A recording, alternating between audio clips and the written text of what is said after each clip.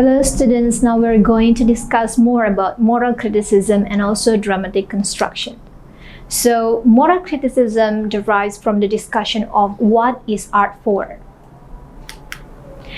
Well, according to Plato, art was a replica of the world that it presented, and if art did not teach a moral lesson, it was harmful and it is not good for the audiences.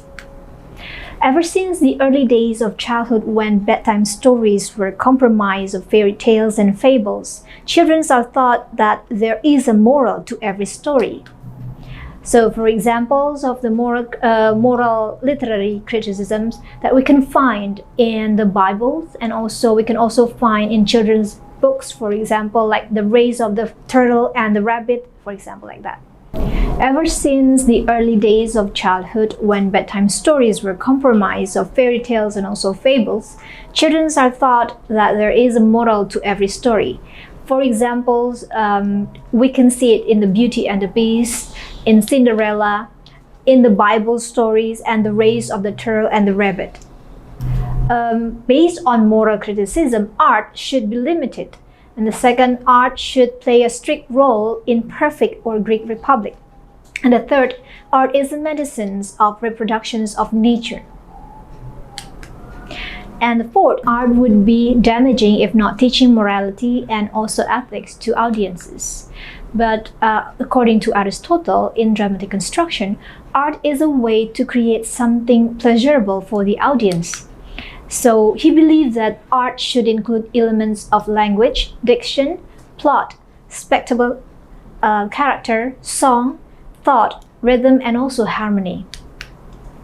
And in art, there should be catharsis, or the process by which one cleanses one's worries. And there's also the process of meditate peacefully and get rid of all the emotional tensions.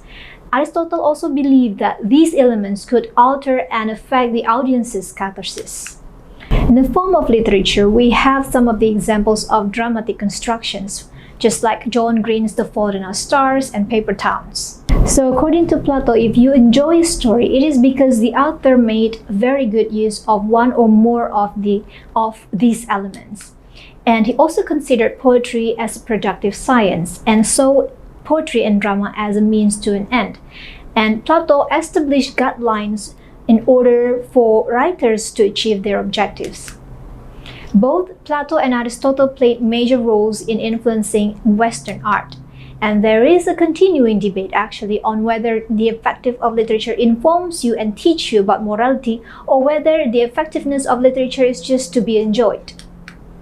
So, in conclusion, moral critics ask what the moral value of the work is and accepted or rejected based upon its compatibility with their moral code or belief. Meanwhile, the dramatic constructions ask if the work meets criteria by which it should be judged, or how effective it is in achieving certain objectives. Oh, that's all our discussions about moral criticism and also dramatic constructions. We'll meet again on our next discussion about postcolonial criticism.